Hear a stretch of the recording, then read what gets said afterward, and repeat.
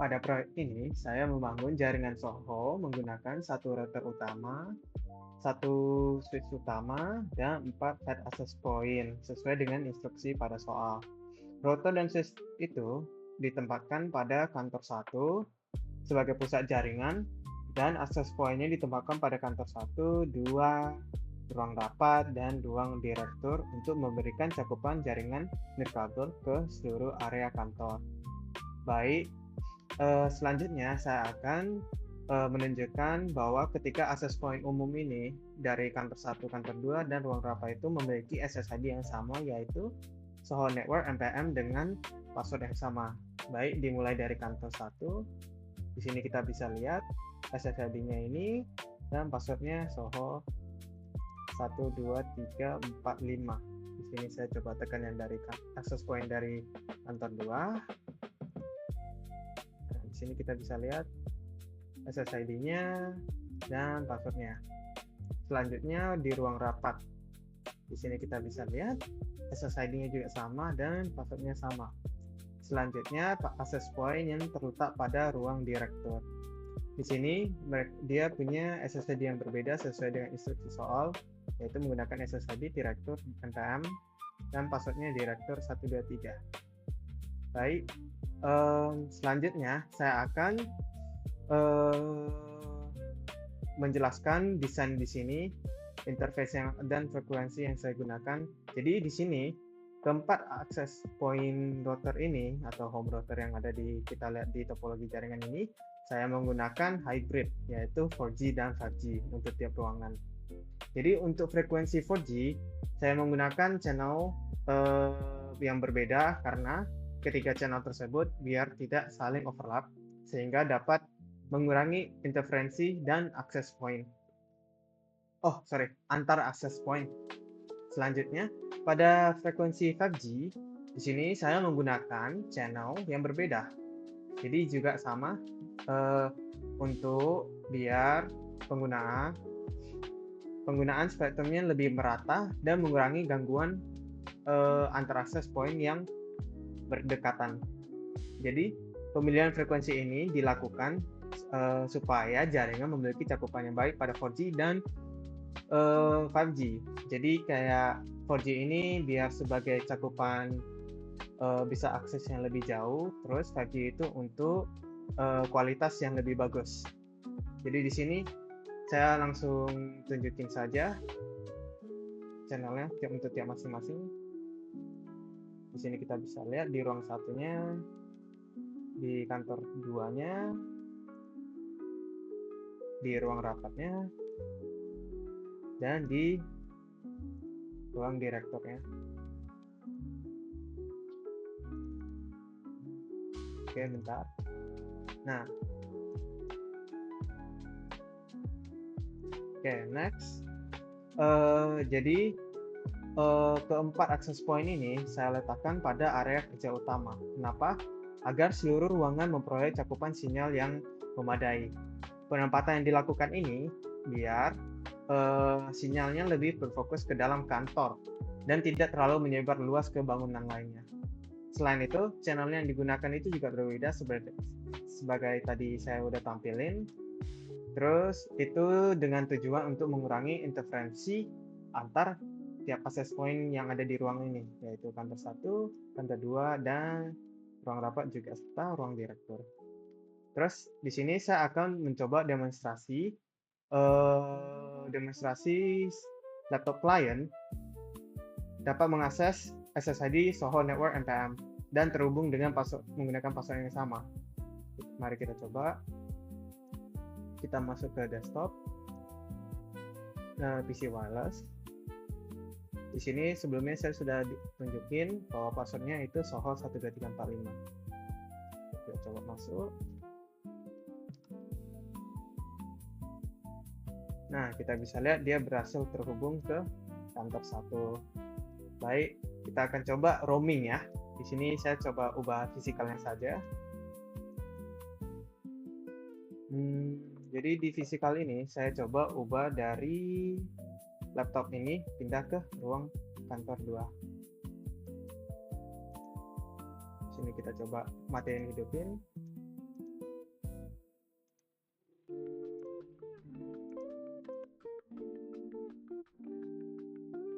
Nah, dia akan otomatis connect ke kantor 2, access point di kantor 2. Coba kita pindahin ke ruang rapat.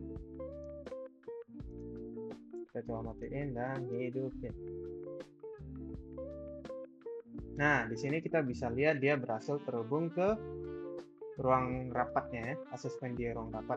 Jadi, karena access point ini menggunakan SSID dan password yang sama, dengan demikian pengguna dapat menggunakan jaringan sama dari berbagai area kantor. Oke, selanjutnya saya akan demonstrasi MAC filtering dari direktur ya. Di sini saya coba disconnecting penggunaan laptop resepsionis dulu dengan cara connect ke salah satunya dan input password yang salah. Di sini dia akan berhasil disconnect. Terus di sini kita bisa lihat IP sebelum koneksi ke ini ya, AP direkturnya, access point director. Di sini kita bisa lihat IP-nya. Terus kita akan coba connect ke direktur.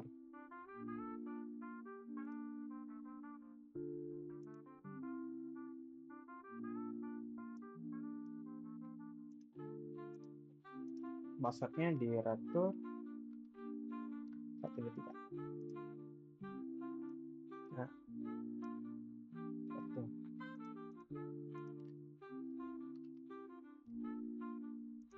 Nah, di sini kita bisa lihat dia berhasil terkoneksi dan kita akan mengecek IP-nya. Nah, kita bisa lihat IP-nya sudah berubah. Jadi, di sini saya akan tunjukin cara konfigurasi router pada AP director. Di sini kita pilih wireless IP. Kenapa? Karena dia berubah FAT. Terus di sini kita pilih konfigurasi SSID-nya, channelnya, terus di sini password bisa dilihat. Terus kita masuk ke wireless MAC filtering. Di sini kita hidupin pada 4G-nya dulu. Terus kita pilih permit PC listed below to access wireless network, yang artinya pengguna atau laptop user bisa connect ke WiFi ini apabila MAC address-nya sudah tercatat di dalam beberapa kolom ini. Nah, di sini ingat MAC address yang belakangnya itu 1082 juga pada 4G-nya. Oke. Jadi caranya itu gimana kita menginput ini MAC address dari laptop ke sini biar bisa koneksi. Di sini kita ambil dari laptop config wireless 0, terus kita copy ini. Nah, setelah copy tinggal di paste, terus kita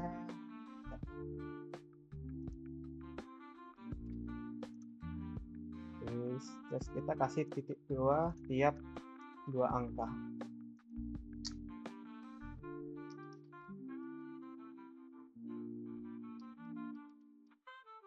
Nah, di sini kita langsung klik save saja nanti. Di scroll down dan di sini bisa save ya. Nah, jadi hanya laptop MAC address yang sudah terdaftar di sini bisa mengakses ke AP director ini. Mari kita coba dari laptop client atau staff client. Di sini kita coba buka PC wireless-nya. Nah, dari sini kita bisa melihat bahwa tidak ada wireless network dari si director. Maka dari itu kita ke profile, coba connect dari sini, advanced setup, masukin direktur npm, next, DHCP, ini, terus kita masukin passwordnya direktur 13. Next, save, connect. Di sini kita bisa lihat gagal ya, tidak bisa terkoneksi ke access point di ruang direktur ini. Baik, itu saja.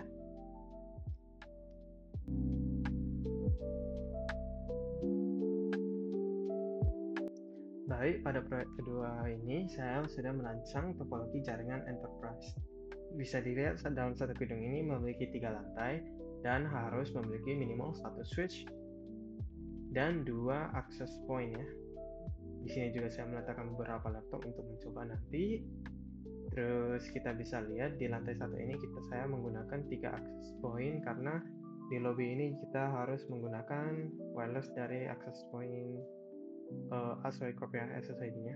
Terus di sini juga 2, lantai 2-nya, dan lantai 3-nya juga 2. Oke, masuk ke distribusi SSID-nya.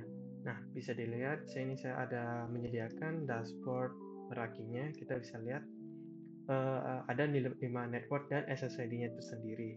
Ini saya sudah mendaftar device-nya yaitu Meraki MX65 One-nya itu untuk semuanya, dan saya sudah setel SSID-nya dan password-nya juga. Oke, lanjut ke demonstrasi password ya. Jadi di sini saya sudah menggunakan sebuah node. Di sini kita bisa lihat dalam SSID-nya project, passwordnya itu project 123, meeting 123, ASOI 12345, IT 12346, dan direktur 123. Di sini kalau kita mau cek cara konfigurasi, kita ke IP Meraki server yang kita sudah buat ini, terus kita ke security appliance bagian wireless settings. Di sini saya akan fast forward sebentar. Oke, saya buka kembali. Nah, bisa dilihat di sini status SSID-nya sudah di-enable dengan nama project karena kita pakai nama project. Terus kita di sini sudah menginput passwordnya, yaitu menggunakan security mode-nya WPA2 PSK dan tidak di hidden ya. Terus di sini, terus saya akan melakukan demonstrasi koneksi pada ASOI, SSID meeting, dan SSID project. Di sini saya coba dari projectnya dulu.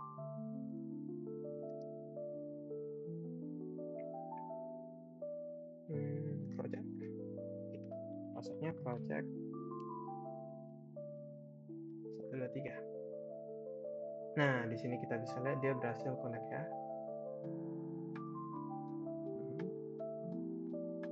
Next ke laptop.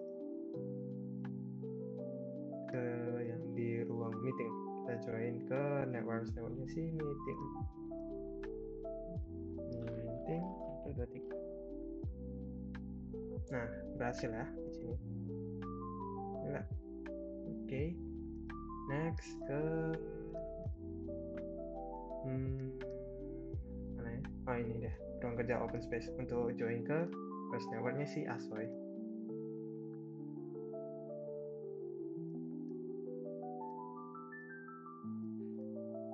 Sini saya screenshotnya. ASOI 12345. Dan bisa dilihat adapternya sudah aktif dan berhasil connect. Oke, next saya akan mendemonstrasi hidden SSID-nya dan juga konektivitasnya.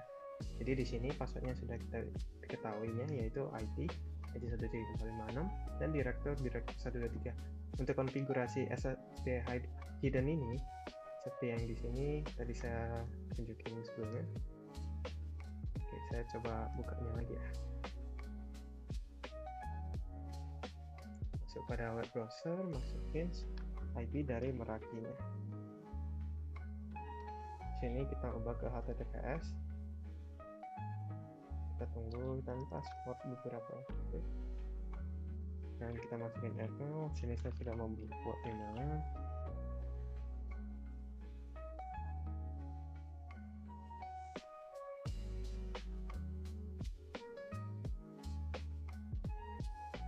Password. Nah, di sini kita sudah masuk. Kita mau coba pilih punya si IP ya. Kita udah pilih password dikit, balik ke laptopnya, ke security appliance bagian wireless settings. Kita password dikit lagi.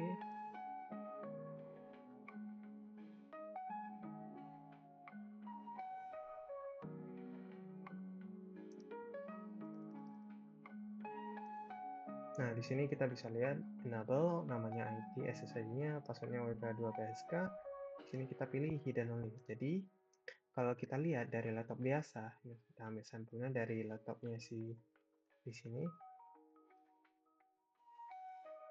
Nah, kita bisa lihat di sini tidak terdaftar SSID-nya milik si IT dan si direktur ya.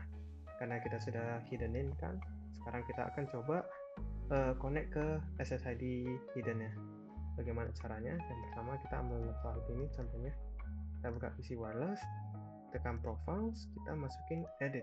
Di sini kita advance setup, masukin ini, terus kita masukin nama SSID kan kita mau coba connect ke IT, kita masukin IT, next, ini DHCP karena kita pilih DHCP, WK2 PSK, masukin passwordnya IT 123456. Coba connect dan tunggu beberapa saat dan berhasil connect ya. Bisa dilihat di sini dan di sini saya akan coba tarik. Oke, next. Coba kita buka lagi ya. Di sini bakal tidak muncul SSID-nya, tidak muncul. Oke, next kita akan buka di direkturnya. Kalau untuk direkturnya PC wireless, cara yang sama, profiles, edit, advanced setup. Di sini kita masukin SSID-nya direktur.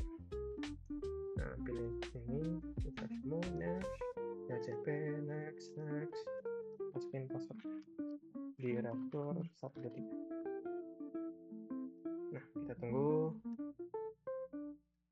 Nah, berhasil ya, udah berhasil connect. Ini bisa dilihat, saya tarik ke bawah. Oke. Next, karena ini sudah selesai, saya akan tunjukin channel setup channel pada tiap frekuensi ya. Di sini dari 7 router ini atau wireless atau AP ini saya menggunakan hybrid juga, yaitu 4G dan 5G. Terus karena seluruh access point ini berada dalam gedung yang padat dan saling berdekatan, saya menerapkan channel yang planning untuk menghindari SCA ya. Jadi pada frekuensi 4G di sini saya menggunakan kombinasi antara 1611 karena 3 channel tersebut tidak saling overlap. Jadi contohnya di sini pada lantai 3 kita pakai dari ruang server kita pakai 1, di sini 6, ruang direkturnya 6, terus kita naik ke atasnya lantai 2-nya turun, di kiri kita pakai 11, di kanan kita pakai 1 lagi di reuse 1, terus ini 6, ini 11, dan ini 1. Oke. Jadi akses point-nya itu ya berdekatan secara horizontal maupun vertikal, itu jadi agar tiap lantai itu tidak menggunakan channel yang sama. Jadi sama dengan frekuensi 5G-nya. Di sini frekuensi 5G-nya saya menggunakan berbeda juga, cara yang sama. Jadi ada lompatan yang lumayan jauh tiap frekuensinya atau channelnya, biar penggunaan spektrumnya itu merata dan mengurangi interferensi. Jadi susunan channel yang dibuat untuk menghindari ACI itu, jadi 2 akses point yang berdekatan atau 3 ini menggunakan channel yang sama atau saling bertemu tindih. Jadi kualitas dari sinyalnya itu dapat menurun karena terjadi interferensi.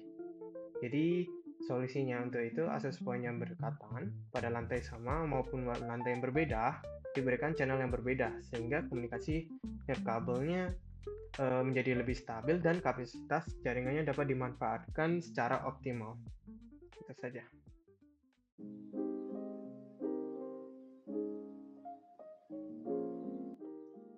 Baik, pada pertanyaan evaluasi teori, untuk pertanyaan pertama saya akan sampaikan mengapa MAC filtering dan hidden SSID hanya merupakan ilusi keamanan dan mudah dibobol oleh peretas pasif.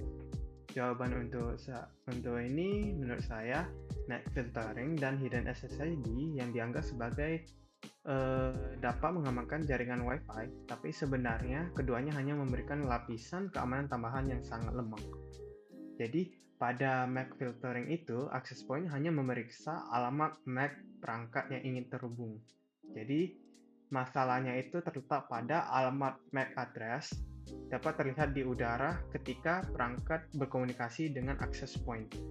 Jadi, seorang peretas pasif cukup melakukan sniffing untuk melihat MAC address perangkat yang sah. Kemudian, peretas itu akan melakukan MAC spoofing dengan mengganti alamat MAC address-nya. Jadi, MAC address yang diubahnya itu bakal sama dengan perangkat yang sudah kita izinkan. Terus, pada hidden SSID, nama jaringan yang memang tidak ditampilkan pada daftar Wi-Fi, namun SSID tetap dikirim dalam proses komunikasi ketika perangkat yang sah mencoba terhubung. Dengan menggunakan aplikasi pemantau paket, peretas pasif dapat mengetahui nama SSID tersebut tanpa harus melihat dari daftar jaringan. Jadi, oleh karena itu, MAC filtering dan hidden SSID tidak dapat dianggap sebagai mekanisme keamanan utama. Keduanya hanya menambahkan hambatan bagi pengguna yang biasa, terus dia tidak mampu menghentikan peretas yang sudah memahami proses kinerja jaringan nirkabel. Untuk pertanyaan evaluasi kedua, mengapa pada gedung enterprise yang padat, jaringan berkapasitas tinggi lebih menguntungkan ditempatkan pada pita 5G atau 4G atau 2.4 GHz. Jadi jawaban untuk ini, pada lingkungan enterprise yang padat lingkungannya atau penggunanya, dan access point juga, jadi frekuensi 5G itu lebih menentukan karena memiliki jumlah channel yang lebih banyak dibandingkan dengan 4G. Jadi pada frekuensi 4G ini hanya tersedia sedikit kan, jadi channelnya pada frekuensi 4G ini tidak saling overlap. Yang tidak saling overlap itu cuma 1, 6, dan 11. Jadi akibatnya banyak access point harus berbagi channel yang sama, sehingga meningkatkan kemungkinan interferensi.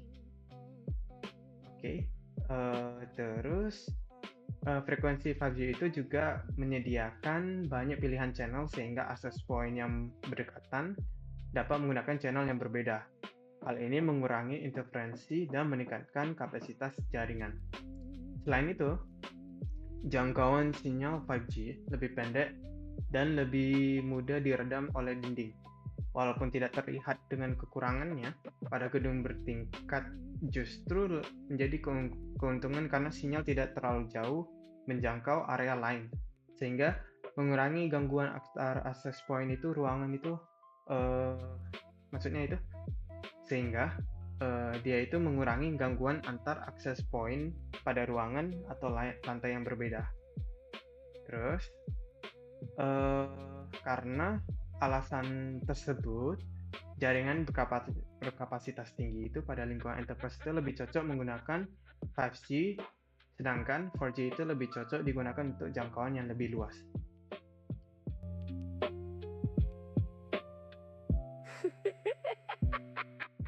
Jadi di sini ada note kendala yang saya alami pada saat menyetel proyek 1 dan 2 di Cisco Packet Tracer. Jadi pada proyek Soho saya tidak dapat mengkonfigurasi jarak gelombang radio pada access point home routernya. Jadi pada jiwanya itu tidak ada yang namanya atau fitur untuk mengatur jarak gelombang radio. Terus laptop tidak bisa membaca channel 5 GHz dari channel yang sudah dikonfigurasi di home router itu tidak dapat tampil pada daftar wireless. Terus pada enterprise, kendala yang saya alami itu tidak dapat mengkonfigurasi channel pada Meraki, baik dari infrastrukturnya itu kayak server atau routernya atau dari lainnya, dan juga di web dashboardnya.